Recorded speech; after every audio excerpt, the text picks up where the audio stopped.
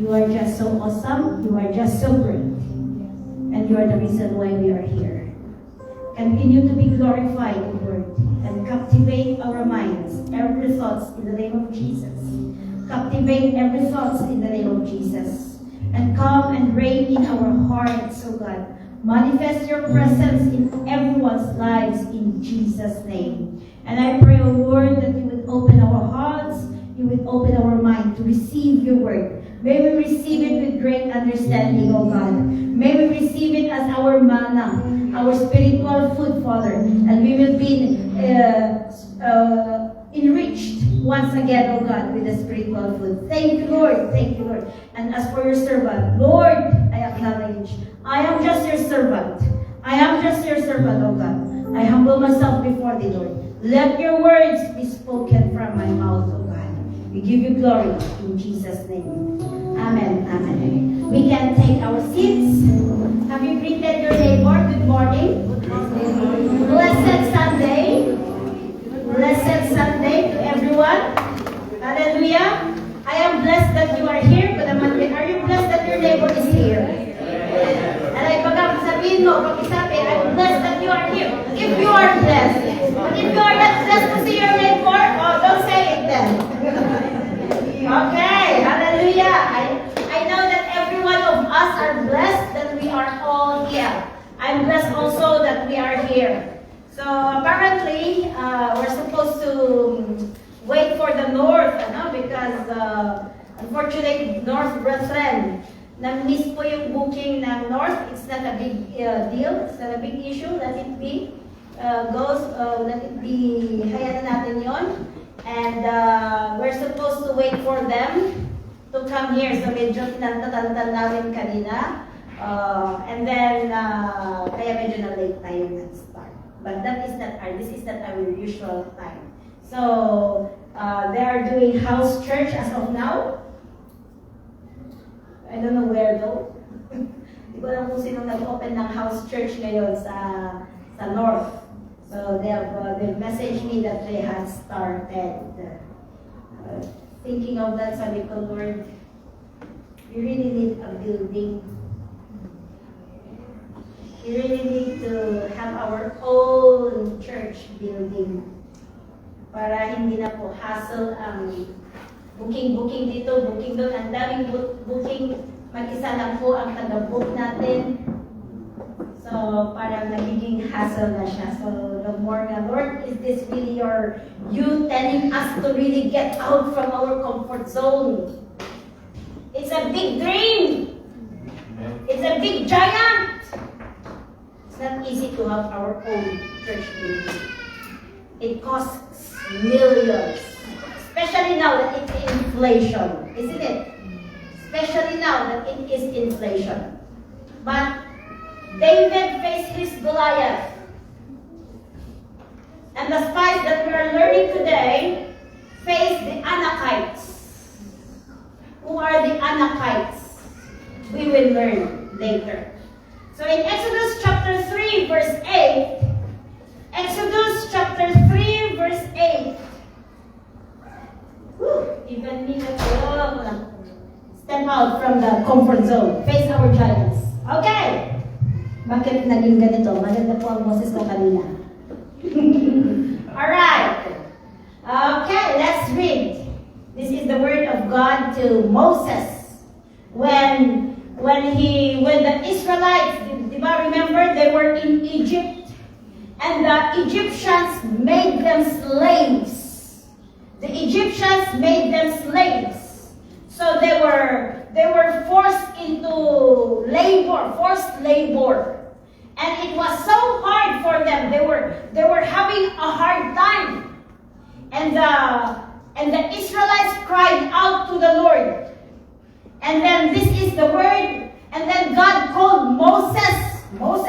He was called to lead the Israelites out from Egypt to Canaan. We will read it here. So this is the word of God to Moses. Let's read. So I have come down to rescue them from the hand of the Egyptians, those who had forced them to do forced labor. Egyptians nowadays symbolizes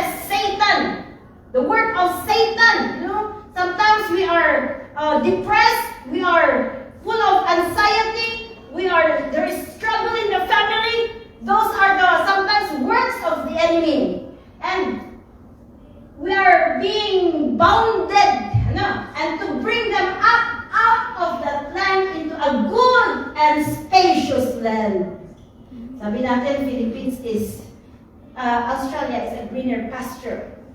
Australia is a space, flowing with milk and honey. We have, there is food in here. We can eat whatever we want in here, unlike in the Philippines. A land flowing with milk and honey. The home of the Canaanites, Hittites, Amorites, Perizzites, Hivites, and all the Anakites, the pagans. These are the pagans who had been living in Canaan at that time.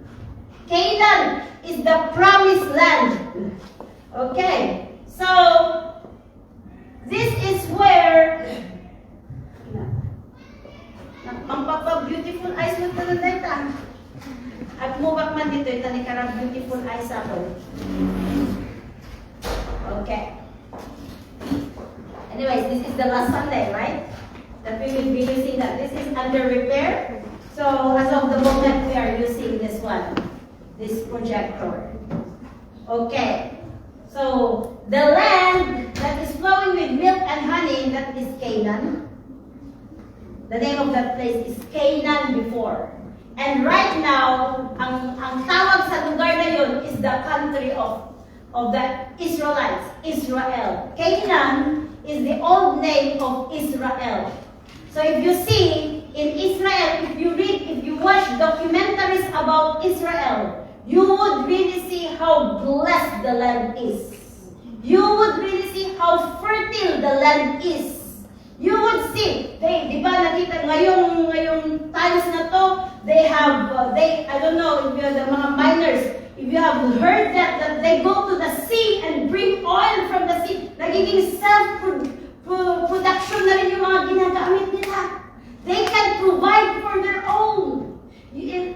Meron yung canal na where the ships come in para mag-deliver naman sa Israel, pero because of this war, na-stop yun.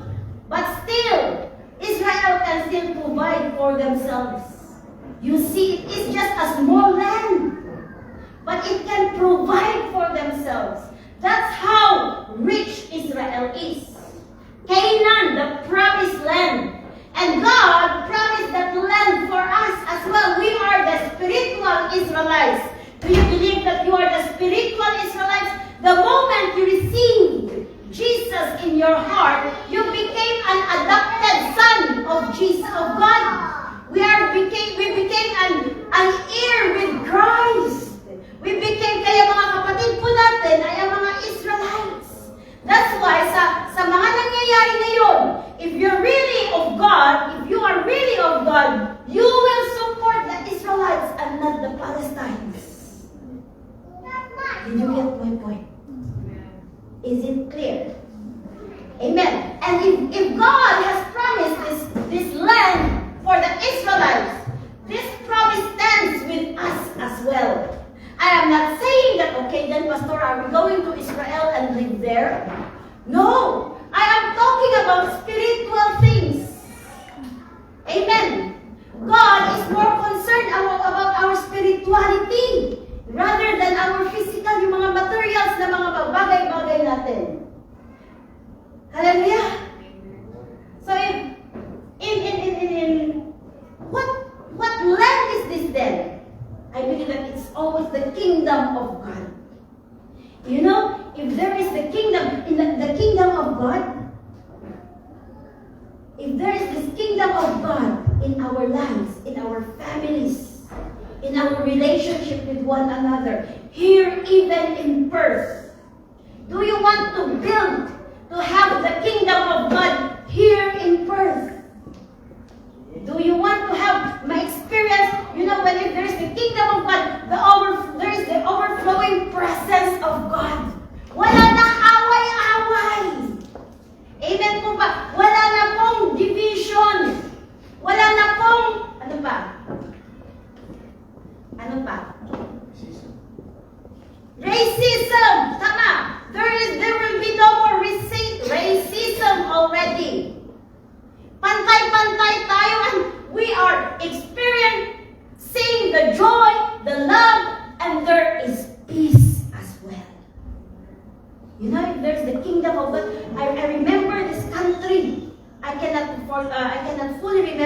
yung testimony nila. They're a poor country, but they really sought the kingdom of God to come into their country. You know, when they go and planted, nagmula po sila, nagtanim po sila ng mga plants nila, pag-ani nila, maraming bunga yung ani nila. Ngayon po, maraming kinakatakutan na ang mga tao ngayon. Have you feel that one? Inflation is there. Inflation is here. Sometimes, ano kaya inflation? Baka mawawala na kami ng bahay. Some are even scared that mawala yung bahay nila because of the increasing interest of the banks. But you know what? If we really seek the kingdom of God, there is the overflow of His provision. Amen. There is the overflow. Yung bata nga, yung fish. Ilang fish yun, Brother Sidney? 2. There were 2 fish. But it was able to sustain how many people? 5,000 men. Hindi pa kasali yung mga babae doon. Paano kaya yun?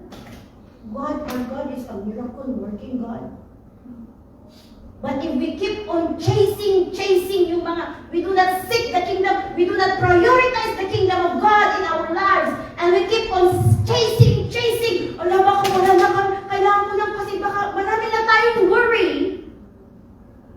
How will we bring the kingdom of God in our family and in our personal lives and even here in Perth? Hallelujah. But you know that it is not an accident, Brother Jomaru, that you are here in Perth? Not just you, but for every one of us. It is not an accident that you are here. Sabi mo sa katabi mo, it is not an accident that we are here. Sabi mo, it's not an accident that we are here. God has a plan for you. God has a plan for me. And sana po, maki-flow tayo sa plano ng Panginoon to use us, build His kingdom in the place where we are in. Amen? Our lesson for today is conquering the land, fighting the giants. Conquering the land, fighting God. Are you ready to fight the giants? Only those who are courageous will be able to fight the giant. Okay. If we have this dream, I always dream na there is an overflow of God's presence in our lives. Because if there is an overflow of God's presence in our lives, no matter what trials or testings that we face, we are able to stand. Because the presence of God is the source of our joy. The presence of God will sustain us to stand firm. The presence of God will sustain us in our needs.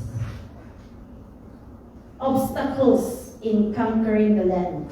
Number 1. Nature of the land to be conquered. Number 1. If we open our Bible in the book of Numbers, let's Numbers chapter 13. Diba, yung Exodus chapter 3 na yan yung description ng Panginoon sa land where they will send the Israelites. And in Numbers chapter 13, this is the time that God instructed, if you read verse 2, verse 1, okay. Numbers chapter 13, this is the instruction of God to Moses. Send some men to explore the land of Canaan. Wala pa po sila sa Canaan. Hindi pa sila dumating sa Canaan. And then, so God instructed Moses to send men to explore the land of Canaan, which I am giving to the Israelites. From each ancestral tribe, send one of its leaders. So how many tribes? There were 12 tribes. So there were 12, how many? 1. So there were 12 spies who were sent to explore the land. Okay. So in there, verse 17, this is the instruction of Moses to the 12 spies.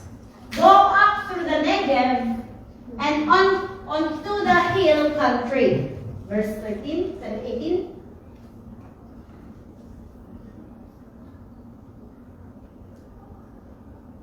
See what the land is like, and whether the people who live there are strong or weak, few or many. 19.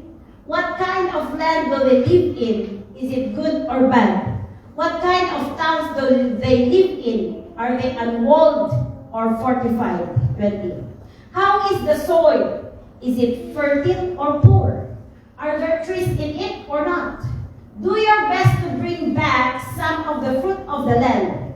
It was season for the first ripe grapes. So, they went and explored the land. Let's jump to verse 27. And they gave this report to Moses and to the people. We went into the land which you sent us. And it does flow with milk and honey. Here is its fruit. Alam niyo yung, it was very rich yung grape. Kumuha po sila ng grape na yung isang, anong tawag nun? Yung isang branch, single cluster of grapes, dalawa ang magbubuhat. But the people who live there, verse 28, but the people who live there are powerful, and the cities are fortified and very large. We even saw the descendants of Anak there. The Amalekites live in the Negev. The Hittites, the Jebusites, and the Amorites live in the hill country. And the Canaanites live near the sea and along the Jordan. So, number one, obstacle is the nature of the land to be conquered. We can see here, prior to that, by the way, verse 22, chapter 13, verse 22. They went up through the Negev and came to Hebron, where Ahiman, Shishai, and Talmai, the descendants of Anak, lived. You know the meaning of Ahiman? Shishai. Talmai na yan. Yan yung Shishai. Ahiman, Shishai, and Talmai. Ahiman means what I can. What I can. Shishai means who I am. Who I am. Talmai means what I can do. If you notice something there, then it is all focused to themselves. And it is causing pride to them. You know the number one thing, number one obstacle, that even for us even to share the word of God, even to let the kingdom of God come into someone's heart, someone's life, is pride. Even right now amongst us. If we do not allow God to move in our lives, I don't need God. I am healthy enough. I don't need to pray. I don't need Him in my life. He's taking my time. That is pride. I don't believe what you are saying, Pastora. That is pride. I don't believe what you're saying, Pastor. That is pride. Unless makita yung I'm taking it from another Bible. So you have to make sure that I am reading it from the Bible. Amen. Be the very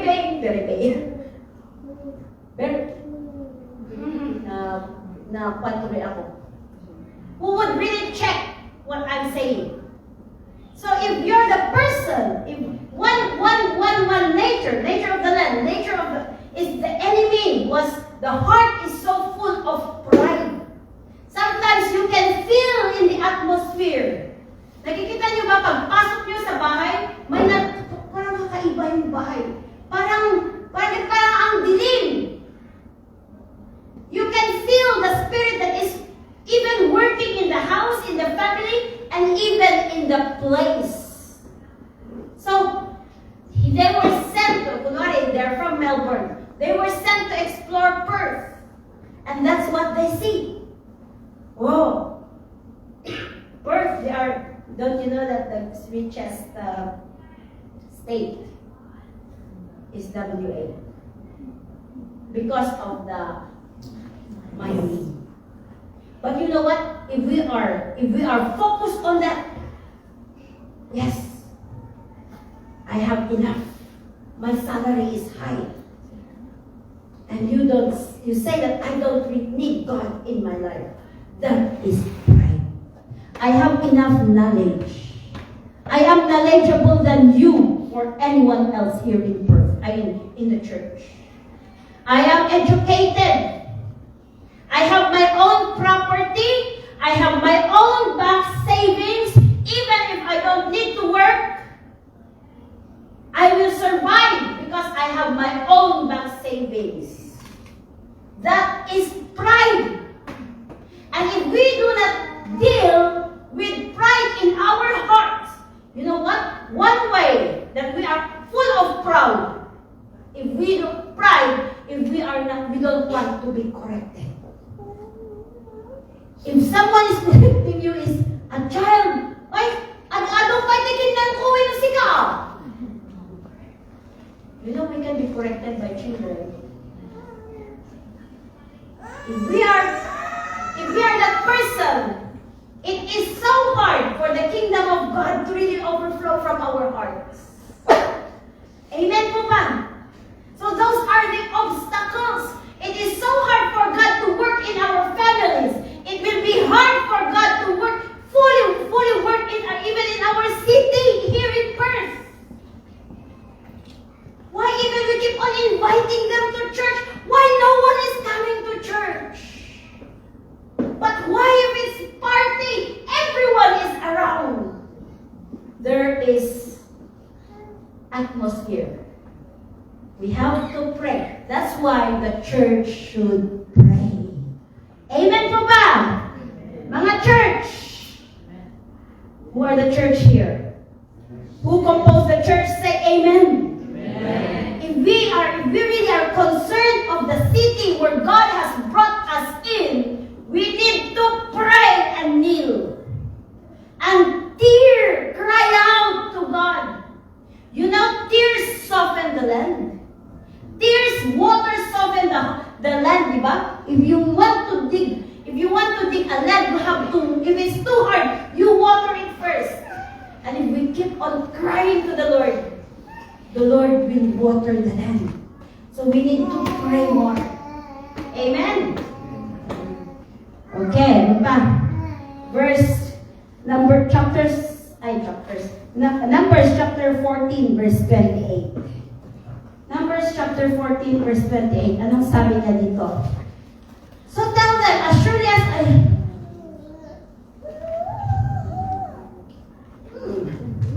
13 pala. Sorry.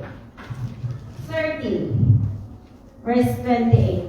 But the people who live there are powerful, and the cities are fortified and very large. We even saw descendants of Anak there. People who are very successful, ano? They have a strong position. They are in government. They have strong position. They have high salary. They have, yung sabi ko nga po kanina, na their lives is really, parang they have reached na yung reach na yung career nila, yung peak ng career nila, where everything is just overflowing.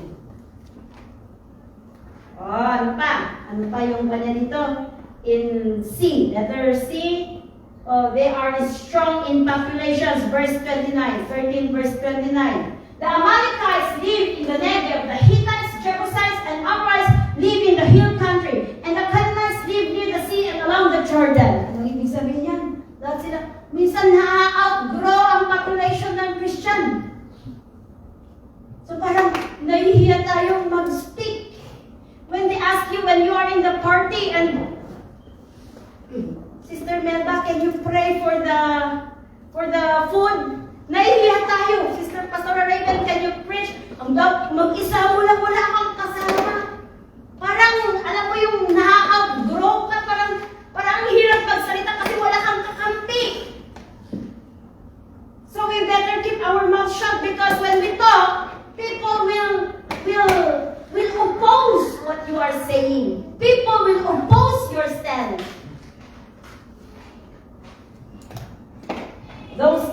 three obstacles. Nature of the land to be conquered. Next obstacle, nature of our heart. Nature of our heart. In Numbers 13 verse 31. Okay, so after ituloy muna natin, verse 30. From verse 30 muna. Diba they have reported already to Moses what they have seen. And then the Caleb silenced the people before Moses and said, "We should go up and take possession of the land, for we can certainly do it." Caleb is very full of assurance or of faith that we can certainly do it. But in verse 31, sabi niya dito, "But the men," the 10 other men who had gone up with him said, "We cannot attack those people. They are stronger than we are." Ang mahirap pa, in verse 32, "This spread among the Israelites a bad report about the land they had explored. They said, 'The land we explored devours those living in it. All the people we saw there are great size. We saw the Nephilim there. The descendants of Anak come from the Nephilim. We seemed like grasshoppers in our own eyes, and we look the same to them.'" So yung mga malalaking mga tao yan, hindi natin kaya mga yan. They have been so negative, spreading the bad report to other Israelites. So nature of the heart. You know, in the parable of the sower, there were 4 kinds of heart there. Number 1, I'll give you as an assignment, okay? In Matthew chapter 13, the parable of the sower. If you read that, sabi niya doon, there is this gardener or someone, sower, who went to plant seeds. And these seeds, sa paghahasik niya po ng seed, napunta yung seed sa 4 na klase ng soil. Number 1 is path. Number 2 is rocky. Number 3 is thorny. Number 4 is good soil. The path, because path nga walang soil, it didn't grow. The rocky, kasi may soil naman siya pero mababaw, tumubo pero hindi lumaki. Namatay din siya, tumubo ng konti, and then namatay na siya. Yung thorny naman, tumubo siya, pero dahil sa maraming kalaban na other plants, kumukuha ng nutrients dun sa soil, namatay din siya eventually. Pero yung good soil, nagbunga siya ng maraming bunga. Okay, so ngayon, parable, if the nature of our heart is yung path, we do not believe in God's capability. I am saying, let's have our own church building. Pastor Ram, you are talking about millions. I don't think God is able to provide that. Bakit ang Canada? Ilang millions ang buildings na ang meron sila. Is the God of Canada different from the God we are serving? If He is able to do it in Canada, He is also able to do it here in us. We just need to believe and put action in our belief, in our faith. Amen. We do not believe in God's capability. Ay, hindi posibleng ma-reach out yung mga tao dyan sa Bandari. Kahit anong gawin mo kung pagsasalta sa salita ng Panginoon, walang nangyayari. Imposible yan. Oh, that is a heart that do not believe. Number 2, a stony or rocky heart. This is the heart na ito yung klase na walang perseverance. Little faith only. Hindi tinuloy. Parang On fire na rin, pero mamaya hindi na. There is no perseverance. Parang, okay, go. Sige, basta na church building. Pero, maya-maya sinabi, ganito ang cost ng church building. Ah? Diba? Yun yung mga stony or rocky heart. Number 3, thorny hearts. Ito yung mga maraming worries or issues ang puso natin. Maraming issues. Worry. Wala inflation, Pastora. Paano yan? Inflation. Bakit? Hindi ba kaya ng Panginoon ng inflation? Ito rin yung mga may mga, alam mo yung laging filled with worry, filled with hatred. Yung may issue sa loob.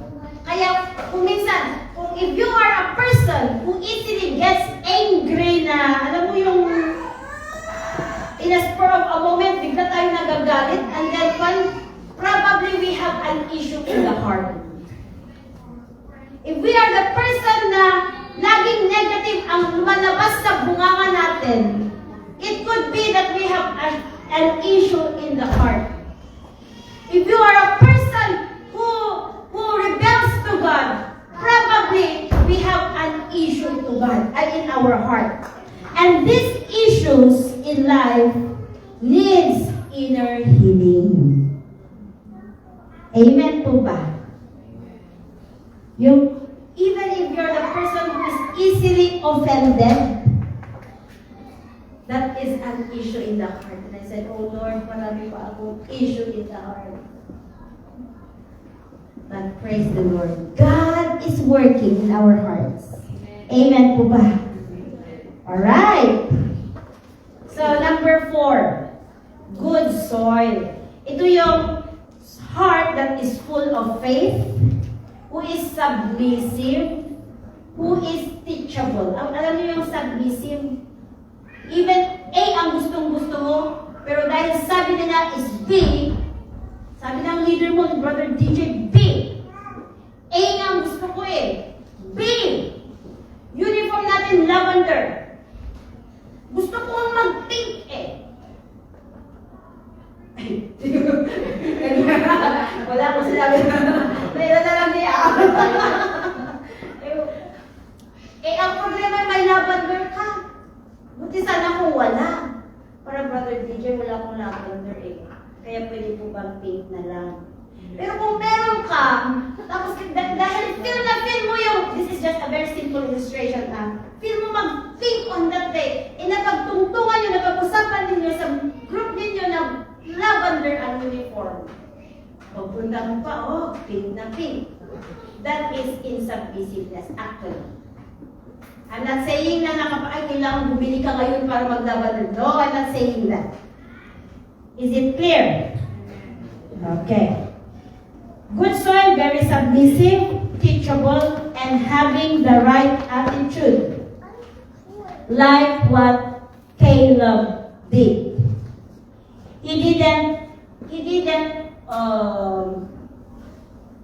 Caleb did not focus on we will see. If we have the right attitude, we just need to, number 1, look up on God. Look up on God. Numbers chapter 14, verses 8. Numbers chapter 14, verses 8, sabi niya.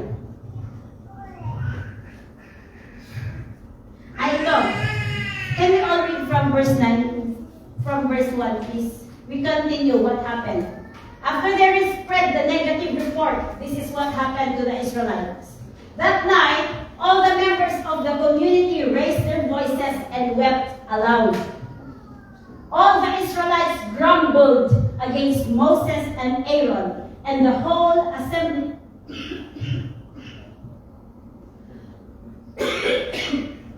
said to them, if only we had died in Egypt or in this wilderness. Verse 3. Why is the Lord bringing us to this land and only to let us fall by the sword? Our wives and children will be taken as plunder.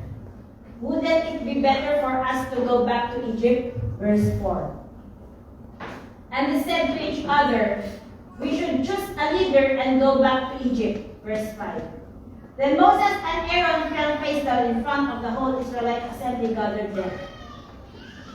Joshua son of Nun and Caleb son of Jephunneh, who were among those who had explored the land, tore their clothes and said to the entire Israelite assembly, the land we passed through and explored is exceedingly good. If the Lord is pleased with us, He will lead us into that land, a land flowing with milk and honey, and will give it to us. So, have you seen that? Excuse. Okay.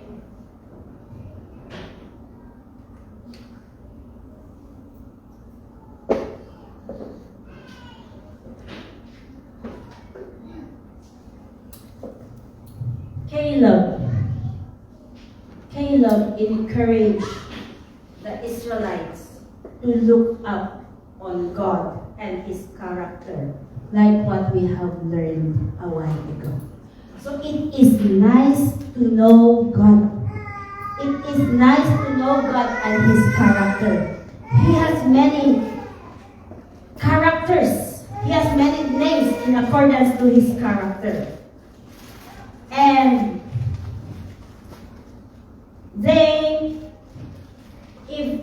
if we know who God is, we know that all things are possible with Him. Amen? What is impossible here on earth is possible with Him. God is able to open doors. God is able to sustain. God is able to heal. God is able even to fix relationships in our families if we just allow Him to. The problem is we are so scared. We are afraid to let loose, to give up our own will to God. Because we are our own thinking even. Because we think that it will be impossible. With our own thinking, it seems impossible. It seems hindi po pwede. But with God, all things are possible. Amen. You believe in that? Amen. Focus on what God can do and not on what you can do. Amen? Amen. Marami ba kayong, alam mo, may nakapag ba kayo even in your own, very own family?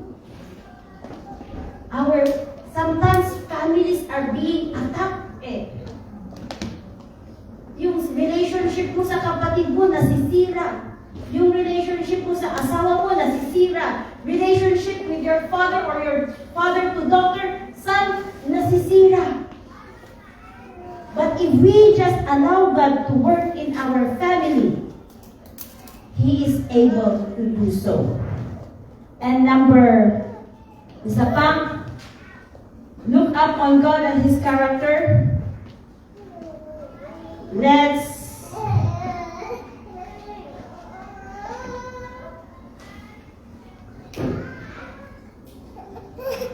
In verse 9, it says here, only, in verse 8, if the Lord is pleased with us, if the Lord is pleased with us, He will lead us into that land, a land flowing with milk and honey, and will give it to us. In verse 9. Verse 9. Only do not rebel against the Lord. Do not rebel against the Lord. Amen po ba? Minsan, natitesto sa atin, naranasan niyo ba yung nag-pray kayo, hindi lang binigay niyo sa iyo yung Panginoon yung prayer ninyo? Kala ko ba totoo ka, Lord? Bakit di mo binigay ang gusto ko? Ang problema, gusto mo lang yan.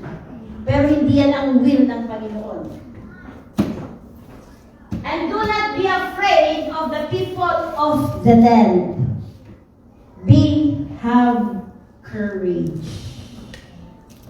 If there's a birthday party, can you share the word of God in the party? Only you are Christian in that place. Ay, pastor ka na pala. Are you willing to be persecuted? Are you willing na ilabas nila yung mga baho mo? Kala ko pastor ka or what? Bakit ganito ka? Have courage. And then, tuloy natin ang basahin. Do not be afraid of the people of the land, because we will devour them. Their protection is gone, but the Lord is with us. Do not be afraid of them. Look up at God's perspective. If we keep on looking in our perspective, how will God will provide inflation nga eh? Naging ganito na, naging ganito na, naging ganito na. Pero, di nyo namamalayan, God is able to sustain you. Amen? Sino nakaka-attest ng galon? Amen? Look up on God's perspective, not our own perspective. Sabi niya dito, their protection is gone. Eh di ba? Hindi pa sila pumunta doon. Pero sa description ng mga pumunta doon, the cities are fortified. In verse 28, the people who live there are powerful, and the cities are fortified and very large. Iso nga iti pamati nga makaisalakan. So iti pamati nga haan nga jakita, jakpati. Jakita, jakpati. Jak tingin, jak tiwala. Walang tingin, walang paniwala. To see is to believe in English. That is the kind of faith that doesn't save. That is the kind of faith that does not come from God. That is the kind of faith that comes from men. Remember that faith comes from God. The true faith that saves is the faith that comes from God. We have our own faith. It comes from men. Pero sa iba po yung faith that comes from God. And the faith that comes from God will come if we keep on hearing the word of God and believing. So if we are the person that, that is impossible, where is the faith that comes from God? Where it says all things are possible with Him. Amen. It is impossible that we can reconcile with my brother. Our lamat is, I have been not talking with him for 20 years already. The gap is so deep. It is impossible for me to forgive that person because the pain that he caused me is so deep.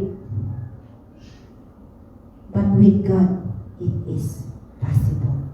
It is impossible for me to survive this, for us to survive this thing. Crisis, financial, and they're talking about more financial crisis in the future. They're talking about it, right? More are yet to come, that's what they say. But it is possible with God who sustains. We just need to believe and see where you belong. Do you belong to the 10 spies or the 2 spies? Kaya tingnan ninyo, ang crowd, minsan, ang mas negative, ang negative, mas maraming na-attract kesa yung positive. Kaya careful with whom you attach yourselves as well. Careful with whom you believe. Will you believe the word of God or will you believe the word of man? Careful with who surrounds yourself. A man full of faith? A man who's a group that seeks the presence of God? Or a group that seeks pleasure only, but without the presence of the Lord? Careful. Let us be wise enough. Amen? Amen? Let's be wise. Kahit konti lang kayo, pag yung talagang hinahanap nyo ay ang presensya ng Panginoon, be with the good spies, not the ones that report bad. Amen po ba? So, that's all. Kanya, nagpamali tayo amin, na nagkaroon tayo ni church building tani ikasto-kastoy dalang na tayo ya. Even dito ito nadakat tayo na ka ikaskas dyan na. Yesterday they did not practice here because this one is not available. Yeah. Huh? No, it was already booked, but they prioritized other than us. And eventually, with this, the hatred against Christianity, it is increasing. Eventually, they will check our doctrine, and if it does not go with their belief, they will not allow us to use government, even community centers. And our belief is we really don't believe in homosexuality, same-sex marriage. If they see that we don't believe in abortion, we don't agree in abortion. If they see us that those are the simple ones, and if they see us not complying with that thing, they will not let us rent centers. That's what we are seeing. But if we have our own building that we can say, it's easy for us to use. Amen? So, I'm talking about millions. Because church buildings now are not, there is no less than one. Yung nakita ko noon, sayang noon, less than, 2 million siya, pero ang dalawang building na malalawak. Pero pre-pandemic. So now it's fun. So, gusto pa rin yung ba magkaroon ng church building?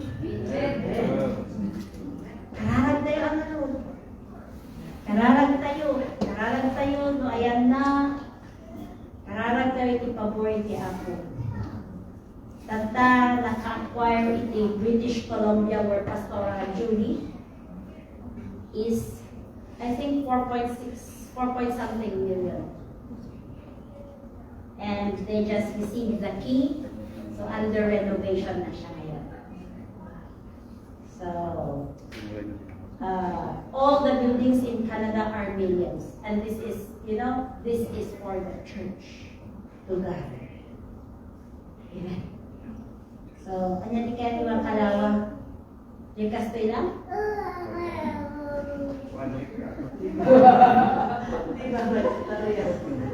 Rugyan tayo iti panagkararag kan panaglit out from a leap of faith. It requires much faith. Talo kung computer tayo makanayon di panunod tayo, ay imposible If we use our mind to compute, it is really impossible. Example tayo katay Nagoya Inn. Sino din makita mo din Nagoya Inn? Do you know Nagoya Inn in Baguio? Have you been there? Owned by Labo, Jun Labo. In offer nila ng how much? I can't remember. In offer nila ng malaki.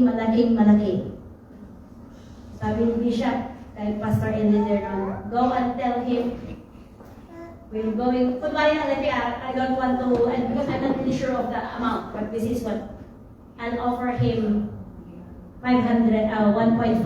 Kunwari ganun lang. It is much lower than what Jun Labo had been offering, selling. Kinatawaan na suna Apay, dati mang mapanadayta. So, bumalik si Pastor Eliezer kay Bishop. And he said, Bishop, they're not accepting our offer. After a while, sabi rin ni Bishop, go and tell him we're offering the same amount. I don't know how many times Pastor Eliezer went back to Jun Labo until we bought the land with the amount that Bishop had been telling him, offering him. So you see the act of faith? The act of faith. It seems impossible if we calculate in the mind. Even in other things. Have you tried to fly without visa? No. It's just, mabibilibak kami yung faith ni Bishop. I'm being challenged. Sabi niya, he has no visa going to another country. And he said, my plane is going, I need to go. And the immigration officer, you don't have a visa, but my plane is going. I'm going there. My God says I'm going there. While they were interrogating him, they said, your plane is going, go. Leave, go. Otherwise you will be late. That's where faith comes in. Amen. How we are being sustained here in Australia, student visas, there is faith. Let's just use faith. Live out of faith, but it comes with action. Amen. It should be seen with action. Amen. Anya di at tutugaw nga ang faith. Anday manangag. Kita ito manangag kararat or tumingin-tingin na kung ano ba gagawin ng registration muna. Tumingin-tingin kung paano ba tayo, saan ba ang building kaya tayo makakabili. We should start praying. So join us to pray.